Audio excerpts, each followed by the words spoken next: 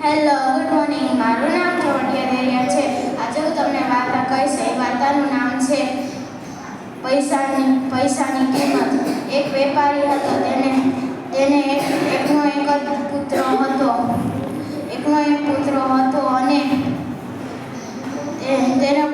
તેથી માતા પિતા તેને ખૂબ જ લાડ કરતા હતા.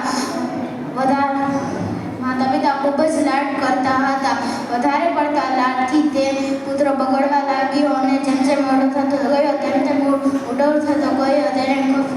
એને ખબર નહોતી કે પૈસા ખર્ચ કરવા ન જોઈએ. તેથી માતા પિતાએ ઘણા પ્રયત્નો કર્યા તોય કંઈ ફરક પડ્યો નહીં. એક દિવસ પિતાએ કહ્યું કે બેટા, જે પણ છે તે તારું જ છે,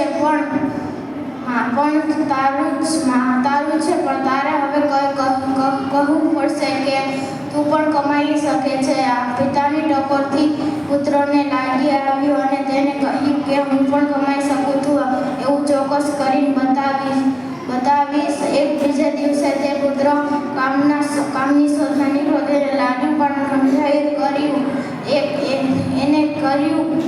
એક ગોદામમાંથી બીજા અનાજની ગુણો ઉપાડી બીજા ગોડાઉનમાં રાખવાની હતી. આખો દિવસ કાળી મજૂરી કરી તેને $1 મળ્યો. $1 લઈ પિતા પાસે આવ્યો અને પિતાને દીધો. એક ઘરની પાછળ એક વાડો હતો, ત્યાં એક કૂવો હતો. પિતાએ પુત્રની સામે જ $1 કૂવામાં નાખી દીધો અને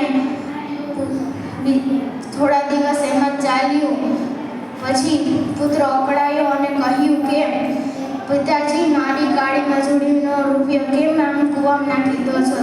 મને ખબર છે કે જ્યારે તારો આખો દીની કાળી મજૂરીનો $1 કૂવામાં નાખી દઉં ત્યારે તારો જીવ કપાઈ જતો હશે. બસ તું નાનો હતો ત્યારે મને કેવું થતું છે?